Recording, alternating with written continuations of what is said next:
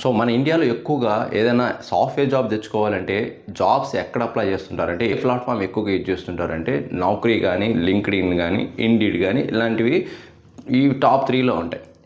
ఎక్కువగా నౌకరీలో డైరెక్ట్గా తెలిసిన విషయం అందరికి తెలిసిన ఫ్రెషర్ అయినా ఎక్స్పీరియన్స్ అయినా నౌకరీ కానీ లింక్డ్ఇన్ కానీ ఎక్కువ యూజ్ చేస్తుంటారు. వాళ్ళు రెజ్యూమ్స్ బిల్డ్ చేసుకొని అప్లోడ్ చేసుకొని అప్లై చేస్తూ ఉంటారు. బట్ ఇక్కడ మెయిన్ ప్రాబ్లం ఏమొచ్చిందంటే రీసెంట్గా so most of the MNC companies మీరు చూడండి, ఏ జాబ్కైనా ఎంఎన్సీ కంపెనీస్ నుంచి ఎక్కువగా కనిపిస్తూ ఉంటాయి లాస్ట్ 7 డేస్లో. మరి వాటికి ఎన్ని అప్లై చేసినా కూడా ఎలాంటి రెస్పాన్స్ అయితే కంపెనీస్ నుంచి రావట్లేదని చాలామంది మన ఫాలోవర్స్ కానీ ఈవెన్ సోషల్ మీడియాలో చాలామంది అయితే ఎక్స్పోజ్ చేస్తున్నారు.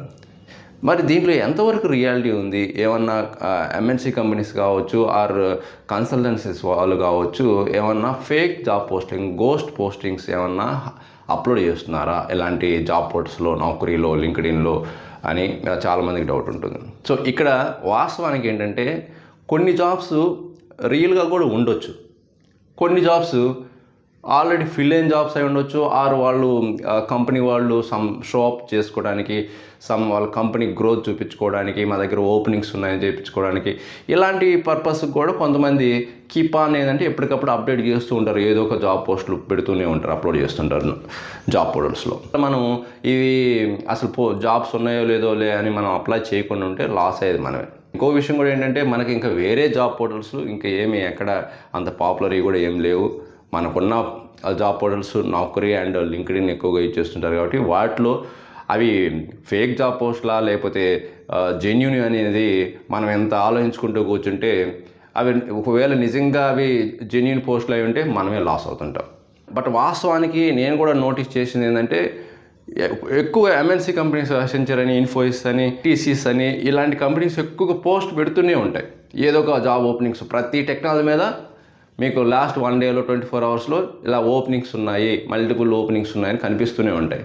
కానీ క్యాండిడేట్స్ ఎంతోమంది అప్లై చేస్తుంటారు, కానీ ఎంతమందికి అప్లై చేసినా మోస్ట్లీ వాళ్ళకి రెస్పాన్స్ రావట్లేదని చెప్తున్నారు.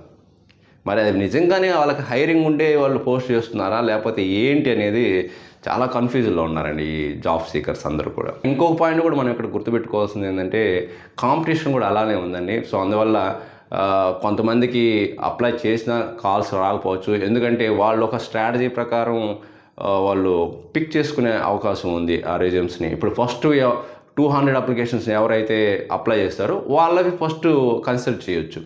వాళ్ళు ఆ వేలో ఆ రెజ్యూమ్స్ని పిక్ చేసుకుని షార్ట్ లిస్ట్ చేసే అవకాశం ఉంటుంది. అండ్ ఇంకొకటి కూడా చేస్తుంటారు, ఇన్ కేస్ వాళ్ళ దగ్గర లేకపోయినా కూడా ఓపెనింగ్స్ ఉన్నాయని అక్కడ పోస్ట్ చేసి వాళ్ళు డేటాబేస్లో బ్యాకప్లో మన ప్రొఫైల్స్ని రెడీ చేసుకొని ఉంటారు. ఎప్పుడైతే వాళ్ళకి ఆ ప్రాజెక్ట్స్ అప్రూవల్ అయ్యి వస్తాయో వెంటనే అప్పుడు మనకి మీరు గమనించారో లేదో ఒక 2 months 3 months తర్వాత మనకి మెయిల్స్ వస్తుంటాయి మీ ప్రొఫైల్ షార్ట్ లిస్ట్ అయిందని. అంటే మీ ప్రొఫైల్ని, మీ రెజ్యూమ్ని వాళ్ళ కంపెనీ డేటాబేస్లో బ్యాకప్లో స్టోర్ చేసుకొని ఉంటారు. అప్పుడు వాళ్ళు కాల్ చేస్తారు వాళ్ళకి రిక్వైర్మెంట్ ఉన్నప్పుడు. సో ఈ విధంగా డిఫరెంట్ అప్రోచెస్లో వాళ్ళు ఫాలో అవుతుంటారు. అండ్ ఇంకొంతమంది మా కంపెనీలో ఎప్పుడు హైరింగ్ జరుగుతుంది అని కొంత షో అప్ చేసుకోవడానికి కూడా జరుగుతుండొచ్చు. సో ఎనీహౌ మనమైతే అవి జెన్యూన్ పోస్ట్లా ఫేక్ పోస్ట్లా అని మనం ఆలోచించకుండా ఓపెనింగ్స్ మనకి రెలవెంట్ మ్యాచ్ అయ్యి మన స్కిల్స్కి మ్యాచ్ అయ్యి ఉంటే అప్లై చేస్తూ అనండి. మనకి ఇంక వేరే దారి అయితే ఇంక లేదు కదా. సో ఉన్న దారిలోనే మనం అప్లై చేస్తూ ఉండటమే. సో మనకి ఆ ఓపెనింగ్స్ నిజంగా ఉన్నప్పుడు మనకి కన్ఫామ్గా కాల్స్ వస్తాయి, షార్ట్ లిస్ట్ అవుతాయి, ఎంట్రీ షెడ్యూల్ అవుతుంటాయి. ఓకే, మరి మీలో ఎవరైనా సరే ఎలాంటి ఎక్స్పీరియన్స్ పొందున్నారా? ఎన్ని అప్లై చేసినా కూడా 100-200 అప్లికేషన్ అప్లై చేసినా కూడా పలానా కంపెనీ నుంచి ఎలాంటి రెస్పాన్స్ రావట్లేదు, బట్ ఓపెనింగ్స్ మాత్రం ఉన్నాయని పోస్ట్ చేస్తూనే ఉంటారు అనేది మీకు ఏమన్నా ఆ ఎక్స్పీరియన్స్ పొందుంటే కామెంట్ రూపంలో తెలియచేయండి.